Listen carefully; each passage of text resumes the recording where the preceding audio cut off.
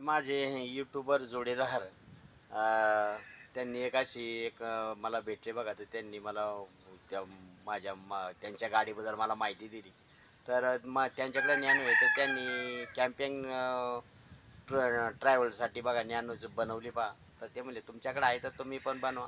तर माझी नॅनो आहे, तर त्या मला अशा पद्धतीची नॅनो मला बनवायचे आणि संपूर्ण महाराष्ट्रभर भ्रमण करण्यासाठी मला ती बनवायची पहा. दाखवतो मी आपल्याला. आज माझ्याकडे अशी टाटा नॅनो आहे पहा. तर ते म्हणले बाबा तुमची गाडी चांगल्या कंडिशनमध्ये, तुम्ही असं कॅम्पिंगला बाहेर जर जायचं हॉटेलला कॅम्पिंगला, तर हॉटेलचं चार्ज, जेवणाचा चार्ज, हा खर्च तुमचा पेट्रोलमध्ये निघून जाईल. तर तुम्ही अशी कॅम्पियन व्हॅन बनवा, म्हणजे तुमचं खाणं राहणं संपूर्ण असं कुठं ही गाडी पार्किंग केली तर तुम्ही तिथं आरामशीर राहू शकता. तर त्या पद्धतीत माझं ह्या गाडीला बनवायचं चाललं आहे. मला त्यांनी भरपूर मार्गदर्शन केलं. तर मी आता गाडीचं आता किरकोळ काम सगळं केलेलं आहे.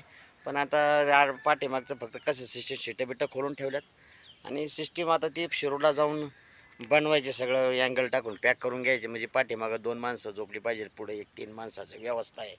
आणि या पाठीमागं जेवणाचं सगळं अगदी सिलेंडर वगैरे ठेवण्याची जागा, कपडे वर संपूर्ण असं मालासाठी वर कॅरियर बिरियर बनवायचे पहा. तर अशा पद्धतीचं आहे. मी तुम्हाला दाखवतो मी त्या गाडीचं मला कसे बनवायचे ते. ही अशा पद्धतीची कॅम्पिंग व्हॅन बनवायची पहा टाटा नॅनो. तर खरोखर ही महाराष्ट्र सफर याच्यावर मी करणार आहे. तर अशी माझी व्हॅन तयार होणार आहे पहा. तर हे पहा, हे असं हे कॅम्पिंग बनवलं आहे. इकडं पुढे याचं दाखवून असं. तर हे असं कॅम्पिंग बनवलं आहे पहा. तर हे म्हणजे आता इथं 2 माणसं आरामशीर झोपू शकतात. हे सीट फक्त पुढं यायचं आहे, म्हणजे आता सेटिंग करून घ्यायची आणि हे सीट असं पुढं पाडण्याची सिस्टीम करून घ्यायची, याला पुढं पाडण्याची सिस्टीम करून घ्यायची. म्हणजे 2-3 माणसं आधी आरामशीर अशी संध्याकाळची रात्रीची झोपू शकतात. तर असं आता ही कॅम्पिंग व्हॅन मला बनवायची आणि ही बनवल्यानंतर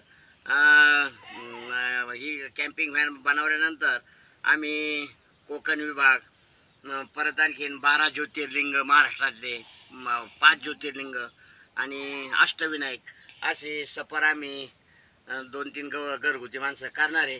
तर त्याकरता बघा आता या गाडीचं काम चालू आहे.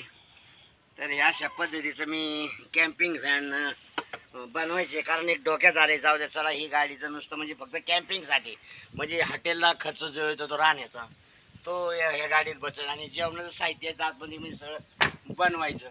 तर ह्या पद्धतीचं बघा असं चालू केलं. आता ही दुसरी गोष्ट म्हणजे हे बघा, आता बॅटरी म्हणजे एक बॅटरी पण आणली बा त्यासाठी, म्हणजे सेपरेट लाईटसाठी, आणि एक सायरन्सर पाठीमागं तो बसून घ्यायचा आहे.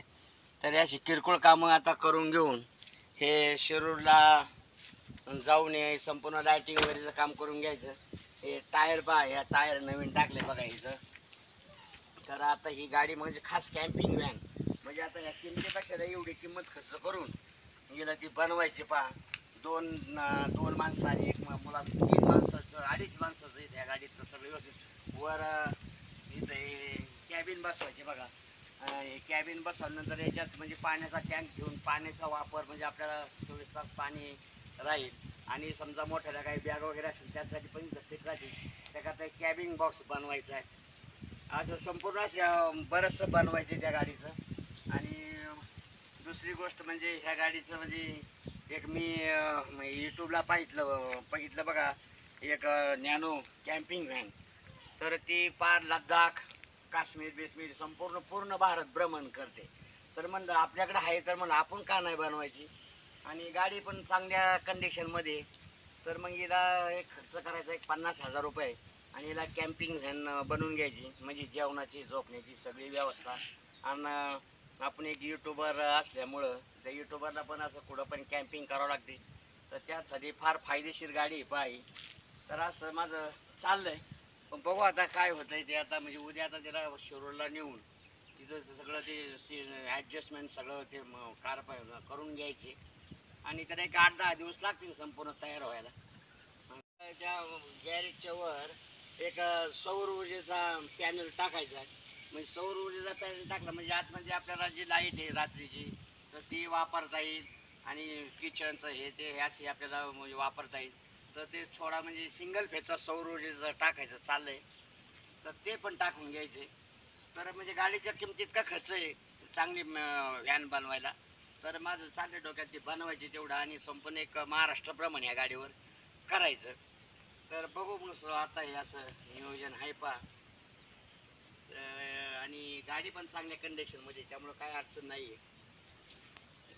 तर गाडी भरल्यानंतर मी आपणाला दाखवेन, ठीक आहे. नंतर टूरला पण दाखवेन. तर सर्वांनी माझ्या व्हिडिओला लाईक करा, शेअर करा, सबस्क्राईब करा. आणि आत्ताच आमचे मामा आलेत पाहत आहे, पोलीस पाटील मामा आणि नरवडे मामा आलेत. तर ते आता ते पण आता भेट घेण्यासाठी आल्यात. मी काही गावात गेलो नाही, तर आता त्यांना चहा पाणी करूया. धन्यवाद. रामकृष्ण हरी. हे बघा, मी सध्या बरेच दिवस गावात न गेल्यामुळे बघा, गावचे पोलीस पाटील सांगपाळ मामा आणि नरोडे मामा मला इथं आज भेटायला आले बा. ते माझं गाडीचंच काम चाललं होतं, पण आता आल्यात तर त्यांना चहा पाणी व्यवस्था करतो या बघा. हे मामा बघा आले, आमचे गावचे पोलीस पाटील सांगपाळ मामा. तर हे बघा आज आमच्या वस्तीत आले बघा. दिपाळीचं आमंत्रण त्यांना न देता ते बिगर आमंत्रणाचे आले. खरंच धन्यवाद मान्यवर अशा माणसाचे. तर हे मामा पण आले आमचे नरोडे मामा आंबळ्याचे. चला म्हणले आपल्याला भेटायला, तर पाटील मामा पण आले गाडी घेऊन त्यांना इथं. तर हे मामा म्हणजे काय, म्हणजे खरोखर म्हणजे या मामासारखं घेण्यासारखं त्यांच्याकडे बरंच आहे. आणि त्यांनी मला आज एक उपक्रम सांगितला आहे व्यायामाचा. तो मी व्यायाम तर करणारच होतो, परंतु आज म्हणजे एक दत्त महाराजच मला इथं सांगून गेले की बाबा तुम्ही हे करा तर ठीक होतात.